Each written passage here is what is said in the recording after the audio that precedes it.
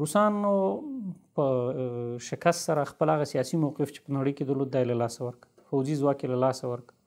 تر اوسه پورې روسیه بیا هغه حالت ته نه ده رسېدلې چې کومې باید درلودلی وای. که چېرې روسانو هغه جګړه دلته نه وای کړې یا یې هم بایللې نه وای، نو روسان به اوس داسې یو څوک و چې په نړۍ کې به د یکتازي نظام سرکښان دوی ول او په مقابل کې به هیڅ چا دا توان نه درلوده چې درېدلی وای. تر موږه زیات تاوان دوی وکړ.